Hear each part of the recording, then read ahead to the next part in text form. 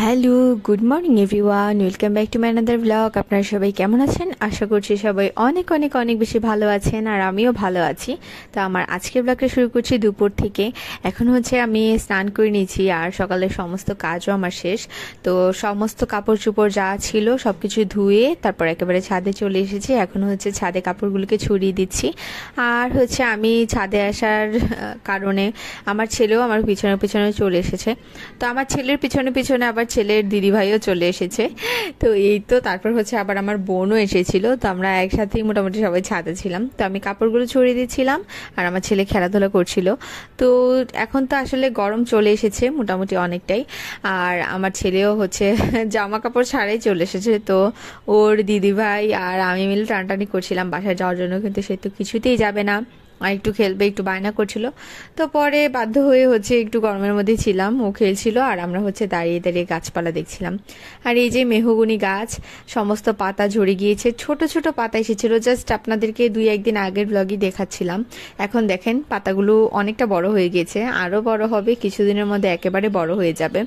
তো এই মুহূর্তটা আমার কাছে সব থেকে বেশি ভালো লাগে। ছোটবেলা থেকেই দেখে আসি মেহগনি পাতার গাছের এই প্রসেসটা। পাতা ঝরে যায়, তারপরে এই ছোট ছোট পাতাগুলো আসে, খুবই সুন্দর লাগে দেখতে এই টাইমটাতে।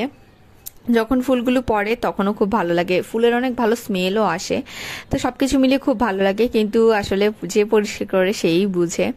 তো এই তো এই যে চারপাশে পাতা পড়ে আছে, আমাদের ছাদেও পড়ে আছে। তো সেজন্য একটু আপনাদেরকে পাতাগুলো দেখালাম। ছোট ছোট পাতা তো, আর হচ্ছে ছোট ছোট সবুজ পাতা আর নীল আকাশ উপরে।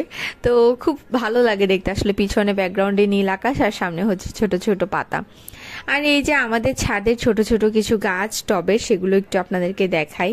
আর এই যে দেখেন এই নিম গাছটা, এই নিম গাছের যে টবটা, এটা অনেক আগের গাছ। টবের মধ্যে জাস্ট এটা শিকড়টাই আটকে আছে, কোনো মাটি নেই, কোনো মাও তেমনভাবে যত্ন করে না, কারণ নিম গাছ হচ্ছে এমনি আছে, চলছে এরকম আর কি। কিন্তু তারপর নিম গাছটা বেঁচে আছে, সেজন্য একটু পাতাটা দেখালাম। আর এই যে কালকে বলছিলাম যে মিষ্টি কুমড়া এসেছে, মিষ্টি কুমড়া তো 2-3টাই আছে। তো এটা আবার দেখলাম যে নষ্ট হয়ে যাচ্ছে একটা মিষ্টি কুমড়া। তো দেখে মন খারাপ হয়ে গিয়েছিল। তো দেখা যাক বাকিগুলো টিকে কিনা। এই যে মিষ্টি কুমড়া, খুব খুশি খুশি লাগছিল। আর এটা হচ্ছে আরেকটা ছোট গাছের গাছ আছে যেটা, সেটার হচ্ছে ফুলগুলো আর কি মোটামুটি প্রতিদিনই 2-1টা করে ফুল ফুটছে, সেগুলো হচ্ছে বাসায় নিয়ে আসছি। আর হচ্ছে ব্যাটারটা আগেই তৈরি করে রেখে দিয়েছি, সেটার মধ্যে হচ্ছে ব্যাটারি গুলে হচ্ছে জাস্ট ভেজে রান্না করা হয়ে যায় আর কি, ভেজে খেয়ে ফেলি। তো এই আর কি, এভাবেই চলছে। অলরেডি আজকেও পাপা সকালবেলা বাসায় মিষ্টি কুমড়ার ফুল নিয়ে রেখেছিল, কিন্তু দুপুরবেলাও আমি দেখিনি, কেউই দেখেনি। পরে হচ্ছে ওটা রাতের বেলা করা হয়েছিল যদিও। আর এই যে আশেপাশের গাছপালাগুলো, তো এইভাবেই হচ্ছে দুপুরটা কেটে গিয়েছিল। লাঞ্চ টাঞ্চও করে নিয়েছিলাম, সেগুলোর কিছু ভিডিও করিনি। আর যেহেতু হচ্ছে এখন বাসায় আন্টি আছে, সেজন্য হচ্ছে সেরকমভাবে ব্লগ করা হচ্ছে না আসলে। মানে কথায় কথায় হচ্ছে কখন যে সময় চলে যাচ্ছে নিজেও বুঝতে পারছি না। আর এই যে এখানে হচ্ছে সন্ধ্যাবেলা, আমরা আবার বিকালবেলা একটু ঘুমিয়েও ছিলাম, সবাই টায়ার্ড ছিলাম, ঘুমিয়ে পড়েছিলাম। তো ঘুম থেকে উঠেছি, ত্রিভও উঠেছে। আর ত্রিভ তো দুষ্টামি করছে এখানে, ঘুম থেকে উঠে সে কার্টুন দেখার বায়না করছিল, কি আর বলবো। মানে ওর ইদানিং এত বেশি ইচ্ছা শক্তি, যেটা এত বেশি প্রবণতা বেড়েছে, এগুলা মানে এক্সপ্রেস করতে বেশি পছন্দ করে আর কি। মানে এটা ওইটা একটা না একটা, একটা না একটা ওর লাগবে, আবার জিদও করে। আর এই যে কার্টুন দেখতে দেখতে এবার মায়ের সাথে এসে ঘেঁষাঘেঁষি করছে, এটা হচ্ছে ওর নতুন অভ্যাস, মায়ের সাথে ঘেঁষাঘেঁষি করতে হবে। মাকে খ্যাপা এসে যেটা পছন্দ করি না সেটাই বেশি করে কাছে এসে মানে দুষ্টামি করতে থাকে আর কি। এই তো বাচ্চাদের আসলে কি বলবো, এই টাইমটা অনেক স্পেশাল। মানে যখন একটু কাজ করি তখন আরো বেশি বেশি করে করে, ওরা তো আর বুঝে না। এই আর কি। তো এখানে হচ্ছে আবার সন্ধ্যায় কি খাবো আমরা টিফিন, সেটা ভাবছিলাম আর কি। তো পরে আন্টি হচ্ছে বলছিল যে তেলের পিঠা, এটাকে কি বলে, মালপোয়া বলে সম্ভবত, আমি মনে করতে পারছি না। আপনারা যদি জেনে থাকেন তাহলে অবশ্যই কমেন্ট করে জানাবেন। সেটা বানানোর কথা বলছিল সবাই। আন্টি সেটা আবার সুন্দরভাবে করতে পারে, তো সেটা বানানোর জন্য ব্যাটার বানিয়েছে। আর এখানে এই যে মিষ্টি কুমড়া ফুলগুলোর কথা বলছিলাম, এই যে দেখেন এগুলো হচ্ছে চুপসে গেছে, এগুলোতে হচ্ছে একটু পানি দিয়ে দিয়েছি, এগুলো এখন তাজা হয়ে যায় যদি, সেজন্য আর কি। তো যাই হোক, তারপরে হচ্ছে আন্টি পিঠাগুলো পিঠাগুলো বানিয়ে নিচ্ছে। আমি হচ্ছে মালপোয়া পিঠাটা তেমন একটা ভালো পারি না, কেন জানি না আমারগুলো ভালো হয় না। এই তো এটাকে সম্ভবত মালপোয়াই বলে। আপনারা কাইন্ডলি একটু কমেন্ট করে আমাকে জানাবেন পিঠাটার নাম কি, আমি ঠিক মনে করতে পারছি না আসলে। আমরা হচ্ছে আবার এটাকে তেলের পিঠাও বলে থাকি, তো আমার মনে হয় যেটা এটা মালপোয়াই আর কি। তো এখানে হচ্ছে যে আমার মুড়ি নিয়ে বসে গিয়েছে, আমি ওকে বকা দিচ্ছিলাম। ও হচ্ছে কোথা থেকে পানি জোগাড় করে ফেলে, বাথরুম থেকে নয়তো যেখানে পায় সেখান থেকেই মুড়ির মধ্যে পানি ঢেলে সেগুলো পুরো ঘরে ছিটাচ্ছে। আজকে দুপুরে হচ্ছে ওকে স্নান করানোর পরে সে হচ্ছে শ্যাম্পুর বোতল কখন যে কোন ফাঁকে দিয়ে নিয়ে চলে এসেছে আমি নিজেও জানতাম না। পুরো ঘরে শ্যাম্পু ফেলে একদম একাকার অবস্থা, যতই মুছি ততই যেন আরো হচ্ছে ওই জায়গাটা হচ্ছে পিচ্ছিল মতো হয়ে যাচ্ছিল। মানে মনে হচ্ছিল যে ফ্যানের বাতাসে শুকিয়ে যাওয়ার পর মনে হচ্ছিল যে নর্মাল, কিন্তু যখন একটু পাটা ভিজে থাকে বা একটু ভিজা পা এভাবে আসি তখনই দেখা যায় যে ওখানে হচ্ছে আমরা স্লিপ কাটছিলাম। মানে এই আর কি এই অবস্থা। এরপর হচ্ছে এখানে তেলের পিঠাগুলো ভাজছিল আন্টি, তো ওইগুলো দেখছিলাম। আর এখান দিয়ে হচ্ছে সে আবার এসে বায়না লাগিয়ে দিয়েছে কি যে চায় সারাক্ষণ, আমাকে এখানে এসে ড্রয়ার দেখিয়ে দিচ্ছে। তো ড্রয়ার খুললাম, তারপর সে হচ্ছে একটা সাবান নিয়ে নিল। আমাদের এই ড্রয়ারটাতে সমস্ত রকমের সাবান, সার্ফ এক্সেল যা আছে সবকিছু থাকে আর কি। তো যাই হোক, এটার জন্যই হয়তো বায়না করছিল, তো এটা পেয়ে সে খুশি খুশি হেঁটে চলে যাচ্ছিল। তো এই আর কি, এখানে হচ্ছে রান্নাঘরে ছিলাম, আন্টি পিঠা বানাচ্ছিল সেগুলো দেখছিলাম, ভিডিও করছিলাম, গল্প করছিলাম, কিভাবে বানায় সেটা জানছিলাম। আর এই যে একটা রেস্টুরেন্ট দেখা যাচ্ছে, এই রেস্টুরেন্টটা হচ্ছে কাপস অ্যান্ড হট বাইট। তো আমাদের বাসা থেকে একেবারে ডিরেক্ট সরাসরি দেখা যায় আর কি, জাস্ট আমাদের বাসার কাছেই, জাস্ট একটু ঘুরে যেতে হয় রাস্তা দিয়ে। আর তা না হলে সোজা যদি যেতে চাই তাহলে হচ্ছে এখান দিয়ে সোজা ঢুকে যাওয়া যায় আর কি। তো যাই হোক, সেরকমটা করি না, অন্যের বাড়ির উপর দিয়ে যাওয়াটা পছন্দ করি না, বা যাদের বাড়ির উপর দিয়ে যাবো তারাও নিশ্চয়ই পছন্দ করবে না প্রতিদিন এই সমস্ত অকওয়ার্ড বিহেভিয়ার। তো এই তো তারপর হচ্ছে পিঠাও মোটামুটি বানানো হয়ে গিয়েছে। আর তৃপ্ত কি যেন নিয়ে আবার বায়না করে কান্নাকাটি করছে, মানে ও যেটা দেখে সেটাই যায়, কাপ লাগবে, এটা লাগবে, ওইটা লাগবে, এমন শুরুই করতে থাকে। তো এখানে হচ্ছে আমার মা আর সাথীকা হচ্ছে চা খাবে না, পাপা হচ্ছে অলরেডি চা খেয়ে বেরিয়ে গিয়েছে।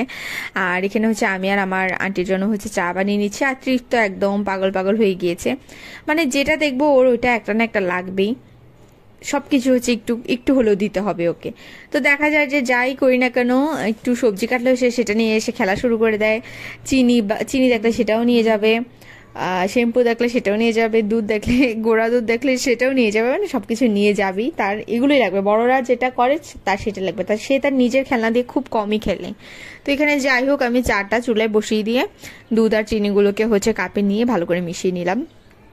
আর ওই যে আন্টি দেখা যাচ্ছে, আন্টি পিঠা ভাজছে। তো চাটাও হয়ে গিয়েছে, এবার হচ্ছে চাটা ঢেলে নিচ্ছি, ঢেলে জাস্ট সার্ভ করে নিলাম। এই তো চার পিঠা খেলাম, খুব ভালো লাগছিল খেতে, কিন্তু পরবর্তীতে হচ্ছে অ্যাসিডিটি হয়ে গিয়েছিল। কি আর বলবো, অ্যাসিডিটির কারণে হচ্ছে মাথাও ঘোরানো শুরু হয়ে গিয়েছিল। আসলে তেলের খাবার হচ্ছে অত একটা মানে সহ্য করতে পারি না আর কি। সত্যি কথা বলতে খেতে ভালোই লাগে, কিন্তু আসলে খাওয়ার পর বোঝা যায় কত ধানে কত চাল।